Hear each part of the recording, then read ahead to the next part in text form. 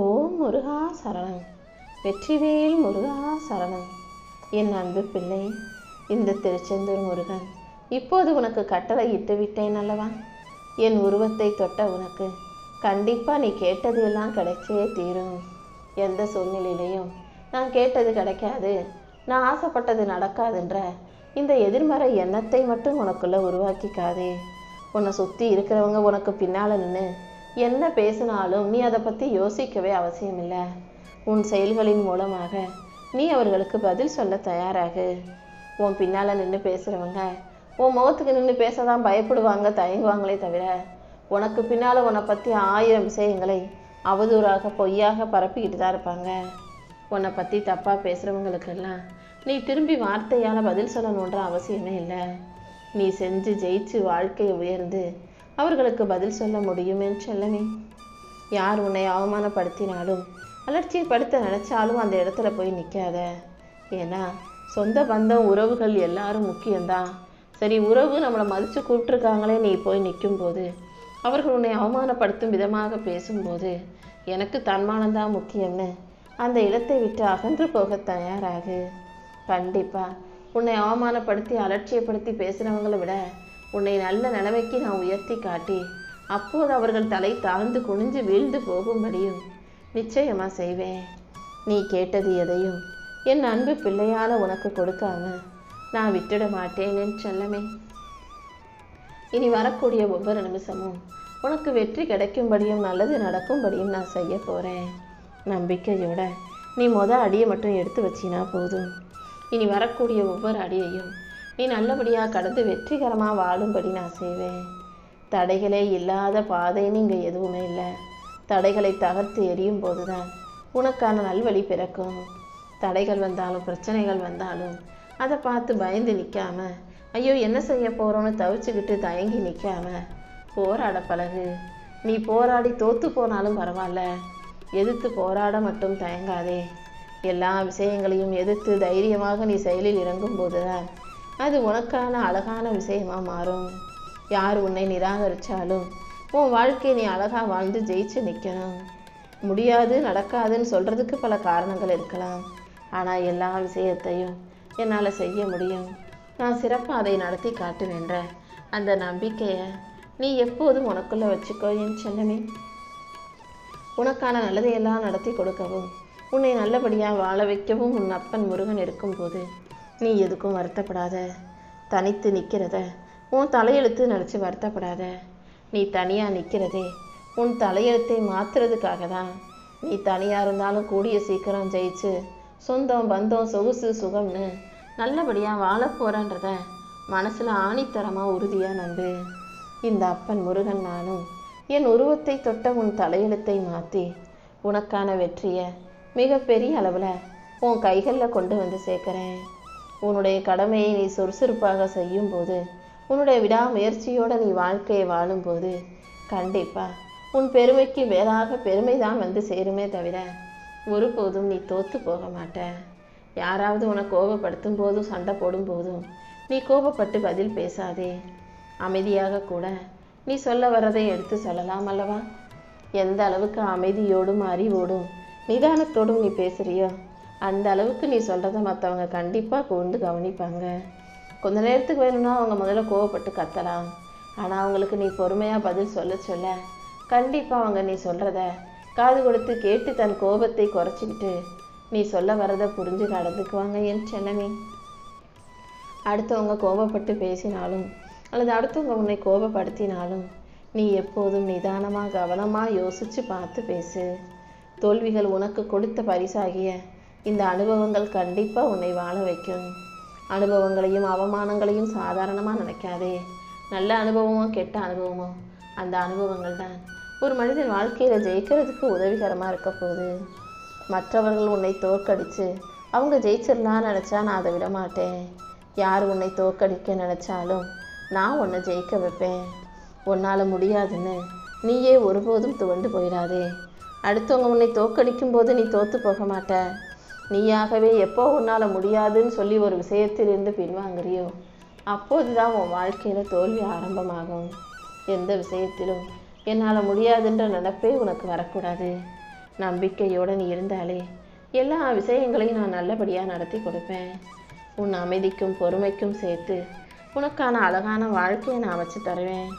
உன் கர்மாக்களும் கஷ்டங்களும் தீர்ந்து போய் உன் வாழ்க்கை உனக்கான வாழ்க்கையாக மகிழ்ச்சி வாழ்க்கையாக மாறும் என் செல்லமே. அடுத்தவங்க உனக்காக உன் வாழ்க்கையை வாழ போகிறதும் இல்லை, உனக்காக உதவி செய்ய போகிறதும் இல்லை. உனக்கு ஒரு கஷ்டமோ பிரச்சனையோ வந்தால் சரி உன்னால் முடியலைல்ல, உன் கஷ்டத்தையும் பிரச்சனையை என்கிட்ட கொடுத்துருன்னு உனக்காக பாதி பிரச்சனையை வாங்கிக்க போகிறதும் இல்லை. இப்படி உனக்காக எதுவுமே செய்யாத அடுத்தவங்கள நினச்சி எதுக்காக பயப்படுற? யார் உன்னை பற்றி என்ன வேணால் பேசட்டும், என்ன வேணால் நினச்சிக்கட்டும். நீ எப்போதும் உன் மனசுக்கு பிடிச்ச சரியான உண்மையான நல்ல விஷயங்களை செய்ய பழகு. எல்லாரும் எப்போதும் நீ என்ன யோசிக்கிறங்கிறதையும் உன் உணர்வுகளையும் சரியாக புரிஞ்சுக்குவாங்கன்னு சொல்ல முடியாது. உன் மனசு வேதனைப்படும் போதெல்லாம் நீ ஒரு விஷயத்தை தெளிவாக புரிஞ்சுக்கோ. இது கஷ்டமான தருணம், ஆனால் இது நிரந்தரம் இல்லை. கூடிய சீக்கிரம் எல்லாம் சரியாயிருன்ற நம்பிக்கையோட உன் வாழ்க்கையை வாழ தயாராகு. உனக்காக யாரும் இல்லைன்னு நீ ஒருபோதும் கலங்கக்கூடாது. உன்னை யாராவது காயப்படுத்தினாலும் கஷ்டப்படுத்தினாலும் உனக்காக ஓடி வந்து உதவி செய்யவும் கை கொடுக்கவும் உன் அப்பன் முருகன் காத்துக்கிட்டு இருக்கேன். உனக்கு கஷ்டத்தை கொடுப்பவர்களுக்கெல்லாம் நீ தண்டனை தரவோ பழி வாங்கவோ நினைக்காதே என் செல்லமே. காலமும் நேரமும் கர்மாவும் அவங்கள கவனிச்சுக்கொண்டு நீ சிரிச்சுக்கிட்டே கடந்து போக தயாராகு. எவ்வளவு கஷ்டம் வந்தாலும் எல்லா சூழ்நிலையிலையும் சிரிச்சுக்கிட்டே சமாளிக்கிறவங்கள வாழ்க்கை கண்டிப்பாக உயர்த்தி பிடிக்கும். நீ நேர்மையாக இருக்க, உண்மையாக தான் இருக்க. ஆனால் உண்மையாக நேர்மையாக நடந்தும் கூட அதற்குரிய பலன் கிடைக்கல. நீ ஜெயிக்கவும் முடியலை, தர்மம் தோற்று போகுதுன்னு மட்டும் நீ ஒருபோதும் யோசிச்சிடாத. இன்னும் வாழ்க்கையில் நீ வாழ வேண்டிய பகுதிகள் நிறைய இருக்கிறது தானே. இந்த அப்பன் முருகனின் ஆட்டமும் முடியலை. இப்போ நீ தோத்தது போல தோன்றினாலும் கூடிய சீக்கிரம் தர்மம் வெல்லும். நிச்சயம் நீ ஜெயிக்க தான் போகிற. எந்த விஷயத்திலும் எதுக்கும் பெருமை கொள்ளவோ ஆணவத்தோடு நடந்து கொள்ளவோ பேராசைப்படவோ வேண்டாம். எப்போ ஒரு மனுஷன் ஆணவத்தோட எல்லாமே தான் எல்லாமே தனக்கு தான் வேணும்னு பேராசை கொள்கிறானோ அப்போதே அவன் வாழ்க்கையை அழிவை நோக்கி ஆரம்பிச்சிடும். யாருக்கும் துன்பம் நினைக்காம எல்லாரும் நல்லா இருக்குன்ற நினப்போட இன்பமான விஷயங்களை செய்ய பழகு. உன்கிட்ட இருக்கக்கூடிய காசு பணம் பொருள் எதுவும் நாளைக்கு உனக்காக பேச போகிறதில்ல. நீ செஞ்ச தானமும் தர்மமும் தான் உனக்கு 3 பிறப்பிலும் 7 ஜென்மங்களிலும் உன் கூடவே வரப்போகிற விஷயங்கள். அதை ஞாபகம் வச்சுக்கிட்டு தான தர்மம் செஞ்சு வாழ்க்கையை நல்லபடியாக வாழ தயாராகு தங்கமே. நீ பொறுமையாக இருந்தாலே நான் எப்போ வேணும்னாலும் உனக்காக களமிறங்கி உன் வாழ்க்கையை மாற்றி காட்டுவேன். நீ போகும் பாதையில் வெற்றியை கொடுத்து உன்னை நல்லபடியாக வாழ வைக்க இந்த திருச்செந்தூர் முருகன் இருக்கும்போது நீ எதுக்கும் கவலைப்படாத. உன் முயற்சியை மட்டும் நீ சரியாக செஞ்சுக்கிட்டு போய்கிட்டே இரு. என்னைக்காவது ஒரு நாள் ஏதாவது ஒரு வகையில் யார் மூலமாகவாவது நான் கண்டிப்பாக உனக்கான முன்னேற்றத்தை கொடுத்து அனுப்புவேன். விதியே உனக்கு எதிராக இருந்தாலும் உன் நல்ல குணமும் நீ செய்கிற நல்ல செயல்களும் கண்டிப்பாக உன்னை ஜெயிக்க வைக்கும்ன்றதை மறந்துடாத. நீ தப்பு செய்யும்போது அல்லது தவறான பழக்க வழக்கங்களுக்கு உட்படும்போது எல்லாரும் உனக்கு உதவுவாங்க. ஆனால் அந்த தவறை நீ செய்யணுமா செய்யக்கூடாதான்றதை நீ தான் ஆழமாக யோசித்து நல்ல முடிவை எடுக்கணும். நீ தப்பான வழியில் போகும்போது உனக்கு உதவி செய்ய வரும் மனிதர்கள் அந்த தப்பான விஷயத்திலிருந்து விடுபட நினைக்கும் போதோ அல்லது தப்பில் மாட்டிக்கிட்டு தப்பிக்க நினைக்கும் போது உனக்காக யாரும் நிற்க மாட்டாங்க. இதை நல்லா புரிஞ்சுக்கிட்டு எப்போதும் எல்லா சூழ்நிலையிலையும் நேர்மையான வழியை மட்டும் தேர்ந்தெடு. உண்மையாக நேர்மையாக வாழ நினைக்கிற உன்னை இந்த அப்பன் முருகன் ஒருபோதும் கைவிட மாட்டேன். முழுசாக என்னை சரணாகதி அடைஞ்சிட்டினா உன் பக்திக்கு ஏற்ற பரிசை நான் கண்டிப்பாக உன் கைகளில் கொண்டு சேர்ப்பேன். என்னை முழுசாக சரணடைந்த உன் வாழ்க்கையில் நீ நம்புன, நீ ஆசைப்பட்ட, நீ எதிர்பார்த்த அத்தனை விஷயங்களையும் நான் நல்லபடியாக உனக்கு நடத்தி கொடுப்பேன்னு சொல்லமே. நடக்கிறத நினச்சி நீ ஒருபோதும் வருத்தப்படாதே. எல்லா விஷயங்களையும் உனக்கு நல்லபடியாக நடத்தி கொடுக்கவே நான் காத்துக்கிட்டு இருக்கேன். நான் சொன்னது தான் சரி, நான் செய்கிறது தான் சரின்னு தன்னுடைய செயலும் வார்த்தைகளும் மட்டுமே சரியானதுன்ற நோக்கத்தோடு இருக்கும் மனிதர்களிடம் நீ தேவையில்லாமல் வாதாடாதே.